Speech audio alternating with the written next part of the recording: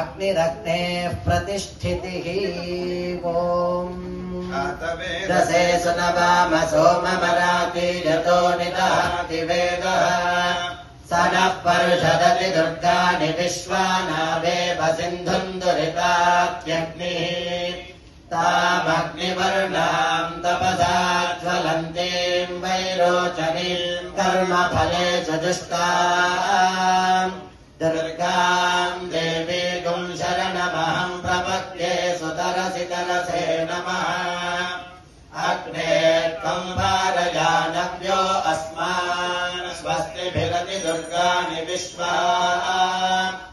ओष्टपृथ्वी बहुलान भुर्वे भवातोकायतनजाय शंयोः विश्वामिनो दुर्गः जातवेदस्मिन्धुर्ननावादुरितादिपर्षीत् अग्ने अत्रिवल्मनसा गृणानोऽस्माकम् भूत्यभिता तनूना